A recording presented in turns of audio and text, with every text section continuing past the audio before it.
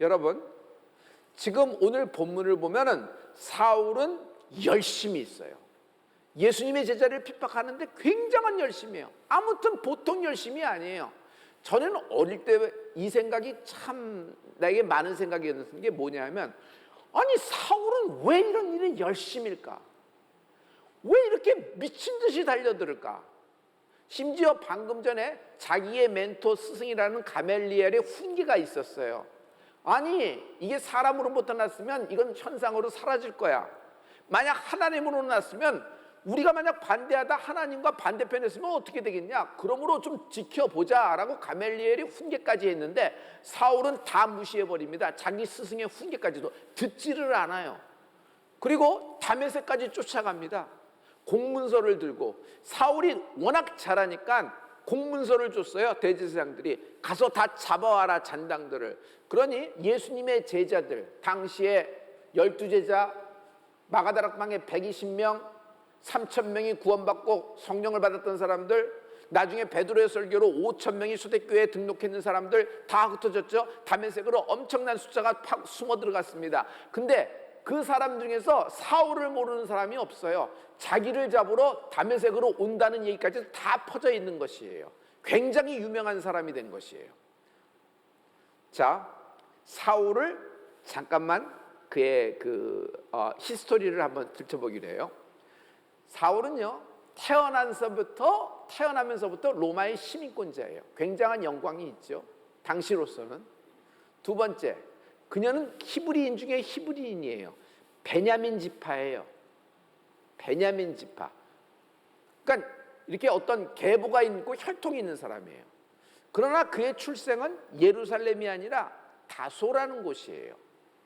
로마 제국의 수도 로마, 이베리아 반도의 따라고나 이 정도가 아니에요. 그냥 위성도시도 아니고 변두리, 다소라는 지역은 변두리의 소아시아의 도시 중에 하나예요. 그런데 그 조그만 도시에서 예루살렘으로 유학을 보내서 예루살렘의 유학에서 가말리엘의 제자가 되기까지 부모들이 엄청나게 올인한 겁니다. 엄청나게 올인했어요. 심지어 사울이라는 청년이 태어나면서부터 로마 시리즌십이라 그렇지만은 그는 태어나면서 그렇지만 그 아버지에 대해서 굉장히 노력해서 시민권을 얻은 거예요. 둘 중에 하나겠지. 엄청난 공을 세웠든지 아니면은 시민권을 샀든지 둘 중에 하나예요. 당시엔 사고 팔았으니까. 그러니까 엄청난 그 자녀를 위해서 아버지가 세팅을 다 한 거예요. 그러니 사울이라는 청년은 어릴 때부터 영특했겠지. 기대주가 됐을 거예요. 영재가 됐을 거예요. 그러니까 예루살렘까지 보냈지 싹수가 없는데 보냈겠어요? 그래서 그를 보냈어요. 그의 형제들도 있을 가능성이 굉장히 많아요. 이건 내 추측이 아니라 성경에 곳곳에 나와 있어요. 그럼에도 불구하고 이 사울이라는 청년을 그렇게 보냅니다. 그러다 보니까 사울은요, 자신의 의가 강한 사람이 됩니다. 빠른 성공을 해야 된다.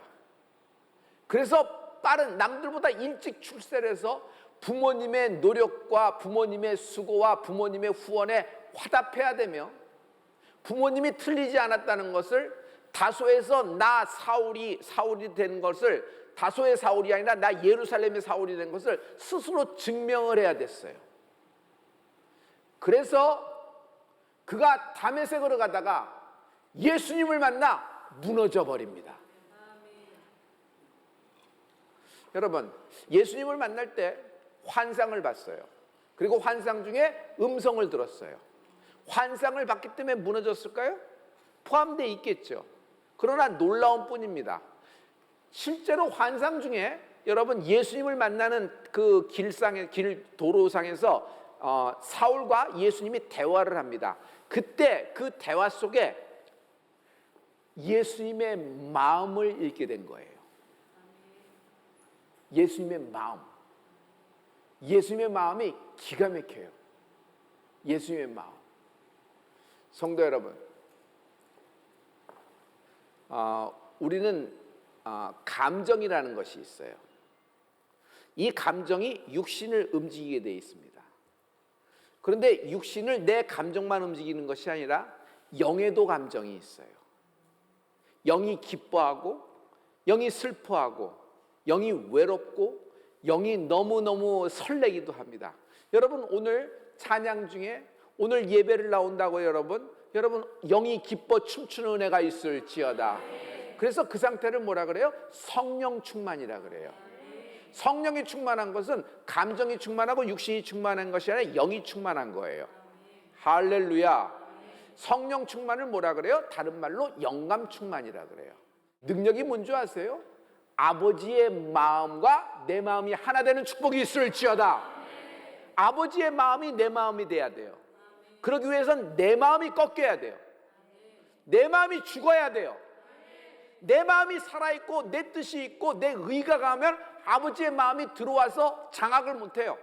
내 뜻이 승하기 때문에. 우리는 같이 있으면 되지 않느냐 생각해서 왔다 갔다 하면 되지 않느냐. 그런데 이거 아니에요. 여러분 하나님 마음이 내 마음으로 들어오려면은 영에 있는 하나님의 마음이 내 마음으로 들어오려고 그러면 내 마음이 꺾여지는 은혜가 있을지어다. 여러분 그래서 영감이라는 것은 하나님의 마음이에요. 영의 감정이 있어요 없어요? 영의 감정이 있어요 없어요? 그거를 영감이라고 하는 거예요.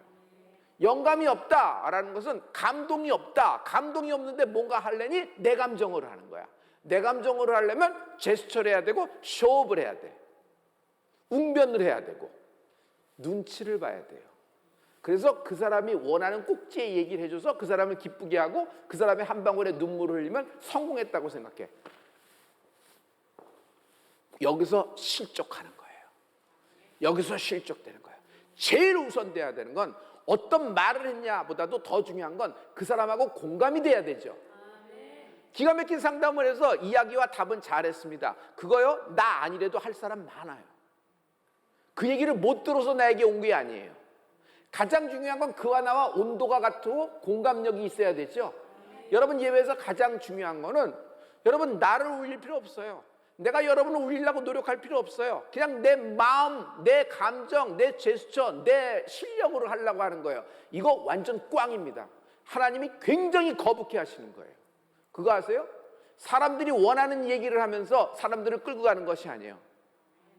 우리는요 하나님의 영에 충만함이 있을지어다. 영감이 충만해야 돼요. 성령에 충만한 영감 있는 은혜가 있을지어다. 사울아 사울아 2번 부르짖습니다. 누구세요? 누구세요? 난 네가 핍박하는 예수라. 난 네가 핍박하는 예수라. 저는 이거 어렸을 때 굉장히 띵하고 한 대 맞았어요. 너 이놈 네가 나를 이렇게 핍박할 수가 있어? 너 어떻게 네가 히브리인 중에 히브리인이라고 하면서 너 가멜리엘의 제자라면서 가멜리엘 통해서 너에게 1차 경고도 했잖아. 그래서 깡무시하고 너 이게 뭐라고 할 수 있어? 너 이놈의 자식 하면서 들었다 놨다 할 거예요. 근데 예수님은 나오셔서 나는 예수인데 네가 핍박하는 예수라. 사울아 나는 너의 마음을 다 읽고 있어. 사울의 입장에서는 자기가 멸시했던 예수님이에요. 자기가 심지어 저주했던 예수님이에요. 자기가 핍박했던 예수님이에요. 그 예수님이 자기 마음을 다 읽고 있는 데에서 여기서 확 무너집니다. 환상을 봤기 때문에라도 있어요. 그러나 또 하나가 있다는 얘기예요. 그게 뭐냐면 아버지의 마음, 하나님 아버지의 마음이 당시에 그냥 사울에게 그냥 확 투영이 된 거예요. 여러분 십자가를 봤어요? 12번도 더 보지. 그러나 어떤 날이 십자가가 나와요? 십자가에서 아버지 마음이 쏟아지는 은혜가 있을지어다. 그 보혈을 흘리신 아버지의 마음, 예수님의 마음, 그 고난과 핍박, 채찍에 맞으면서도 멸시천대를 당하면서도 빨개벗김을 당하고 성추행을 당하면서도 우리를 사랑하시는 아버지의 마음을 알기까지는 십자가를 모르는 거예요. 그래요 안 그래요? 그래요 안 그래요? 십자가에 대한 교리를 한다고 여러분 크리스찬 아닙니다. 십자가를 경험해야 돼요. 할렐루야. 사울은 원하지도 않았어요. 사울은 예수님 만나는 것을 자기가 만든 것도 아니에요. 사울은요 자기 그 뜻도 아니에요. 오직 성령님의 역사다. 오직 성령님의 역사다. 오늘 이 성령의 역사가 임한 은혜가 있을지어다. 이렇게 원하지도 않는데 하나님은 왜 이렇게 사울에게 이렇게 하셨을까? 성도 여러분, 여기서 중요한 꼭지가 나갑니다. 기도는 녹입니다. 기도는 녹인다. 녹인다. 마음을 녹이는 힘이 기도에 있어요.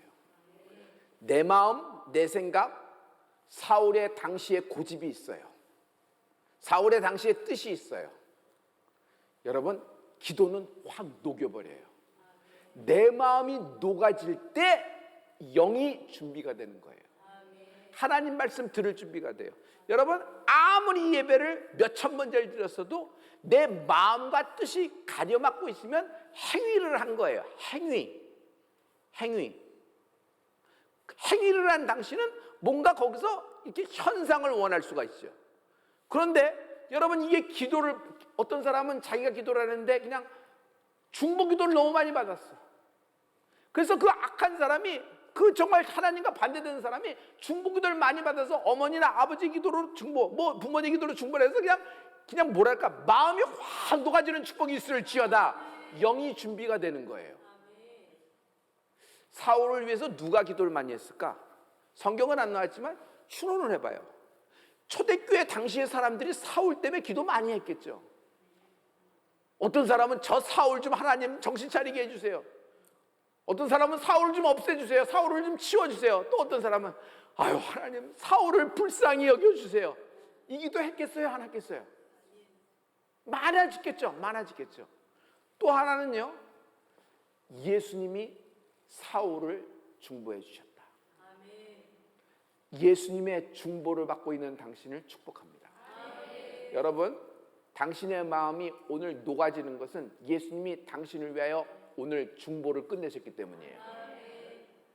갈라디아서 1장 15절부터 16절이에요. 이 말씀을 다 같이.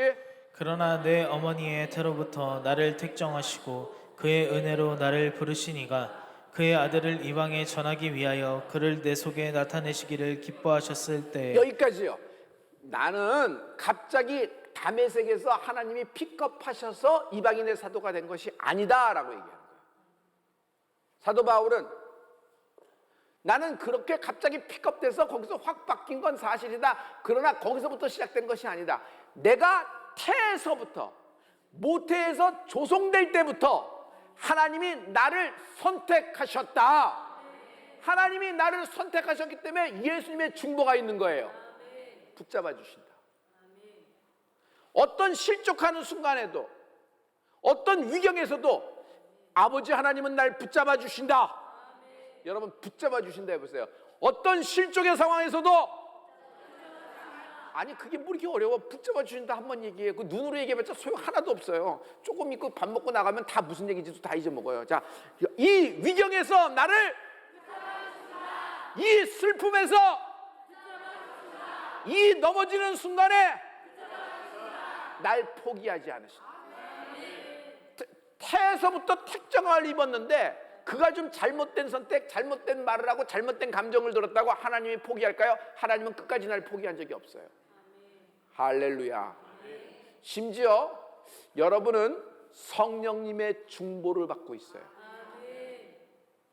이 성령님의 중보가 여러분의 마음을 녹여서 영혼이 준비되기 시작을 하는 거예요. 여러분, 여러분의 모든 기도 제목이 하나님이 준비하고 계세요. 응답을 준비하고 계세요. 왜냐하면 지금 예배에, 당신의 예배에 하나님이 감동하고 있어요. 할렐루야. 예배 포기는 인생 포기예요. 예배 포기는 인생 포기예요. 로마서 8장 26절과 27절은 우리가 너무 잘 알고 있는 말씀입니다. 우리 다 같이. 이와 같이 성령도 우리의 연약함을 도우시나니 우리는 마땅히 기도할 바를 알지 못하나 오직 성령이 말할 수 없는 탄식으로 우리를 위하여 친히 간구하시느니라. 마음을 살피시는 이가 성령의 생각을 아시나니 이는 성령이 하나님의 뜻대로 성도를 위하여 간구하심이니라. 여러분, 저기 보면은 성령의 탄식이 있죠. 성령님은 어떤 분이요? 탄식하세요. 감정이 있으시니까. 또요, 성령님은 뜻을 갖고 계세요. 성령님이 하나님의 뜻대로 우리를 위하여 친히 간구하시느니라. 그리고 성령의 마음을 감찰하시는 이가 성령의 생각을 안 하니라는 얘기 있어요. 성령님은 생각을 갖고 계세요. 자, 이제 여러분 요것만 넘어가면 이제 끝나요. 인간은 인격적인 존재입니다. 지성이 있고요. 여러분 정이 있어요. 감정이 있어요. 의지가 있어요. 맞죠? 성령님은 눈에 안 보여요. 육신이 없기 때문에 인격도 없다고 생각해요. 그래서 분위기나 현상, 어떤 있다면 있고 없다면 없는 그런 구름 떠다니는 하나님의 왔다가 또 임재가 없으면 사라지는 뭐 이렇게 구름과 같은 존재라고 생각하는데, 여러분 성령님은 육신은 없지만 성령 하나님은요, 여러분 인격을 갖고 계세요. 그러므로 성령님도 인격적인 존재예요. 그래서 성령님을 NIV 영어 성경을 보면 it를 안 받아요. he라고 인칭대명사로 받는 거예요. 성령님은 지식을 갖고 계세요. 성령님은 뜻, 의지를 갖고 계세요. 성령님은 감정을 갖고 계세요. 할렐루야. 여러분 성령님의 위로가 있을지어다. 성령님은 여러분과 공감을 하기 때문에 위로를 해주시는 거죠. 그러니까 성령님은 감정을 갖고 계시는 거예요.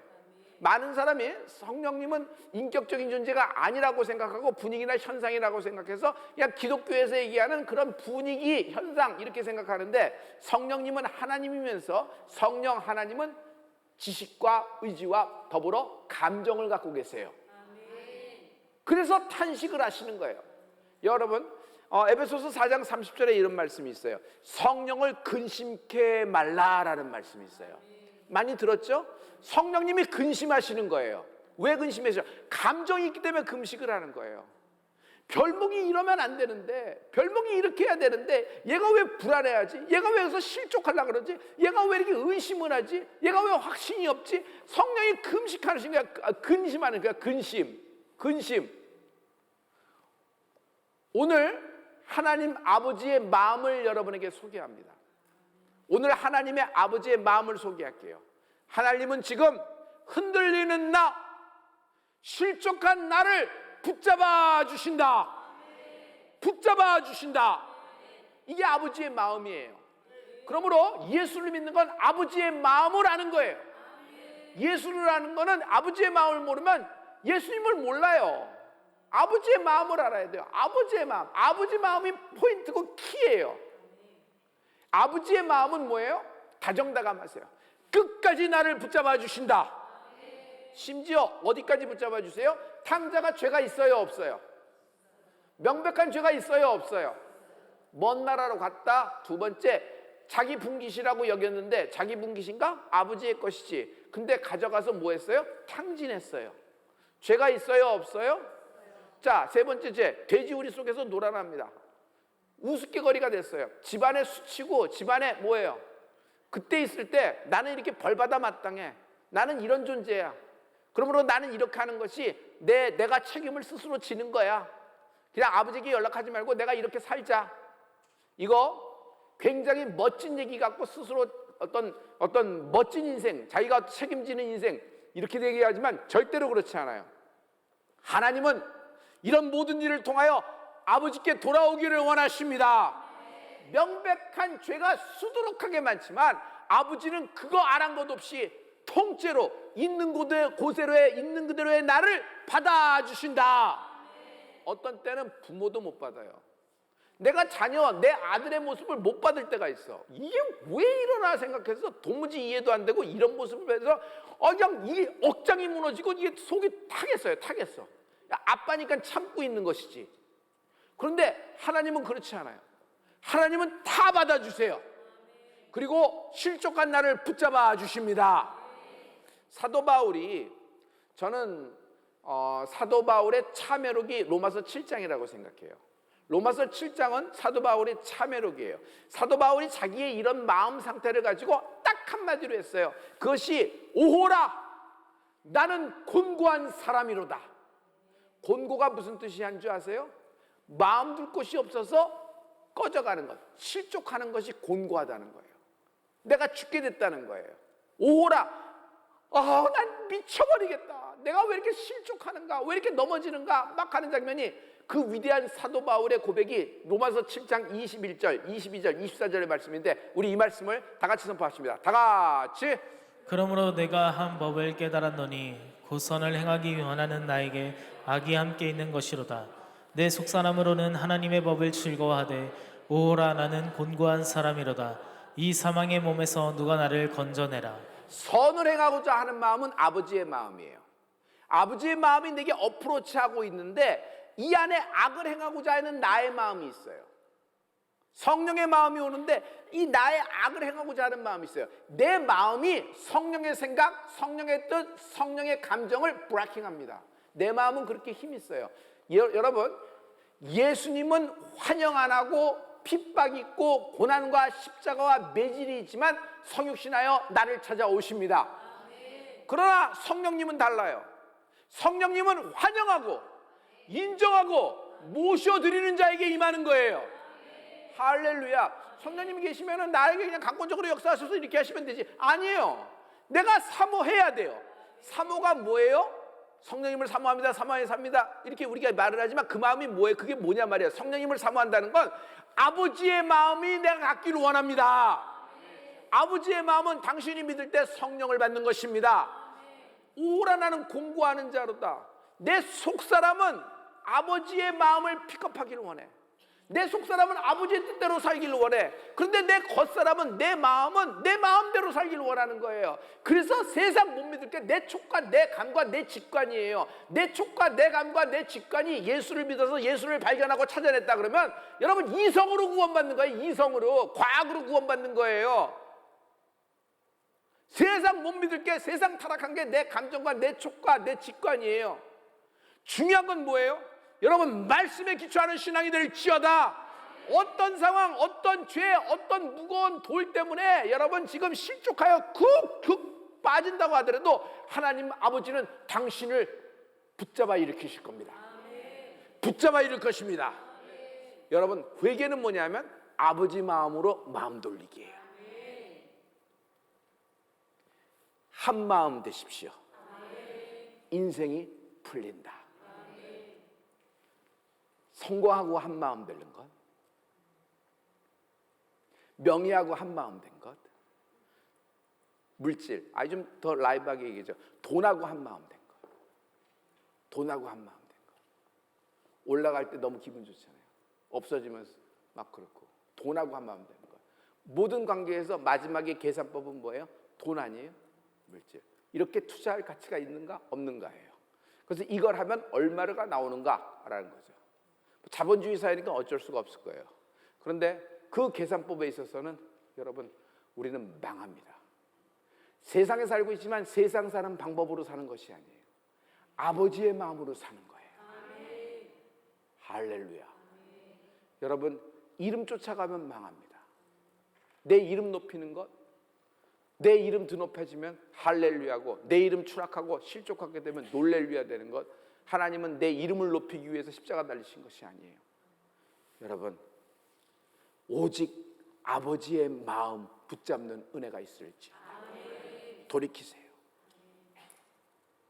성공에서 돌이키시고, 여러분 명예에서 돌이키시고, 높아지려는 마음에서 돌이키시고, 잘하려는 마음에서 돌이키세요. 잘하려는 마음 중요하죠. 그래서 열심히 하는 겁니다. 그러나 아버지의 마음 없이 잘하려고 하는 것, 내 열심으로 잘하는 건데 어느 정도까지는 갈 수 있어요. 근데 어느 날 뻥 터집니다. 왜냐하면 사람에게서 났으니까. 할렐루야. 이 아버지의 마음을 알면요 세상에 춤추지 않아도 돼요. 사람들의 장단에 내가 춤추고 사람들의 장단에 내가 슬퍼할 필요가 없어요. 하나님의 그 천사의 찬양 소리, 하나님을 높이는 그 소리가 내게 귀에 들리는 은혜가 있을지어다. 이 아버지의 마음이 들리면요 여러분 인생이 담대합니다. 그리고 현재 문제 앞에서 여러분 문제가 녹아지는 것을 보이게 될 거예요. 할렐루야.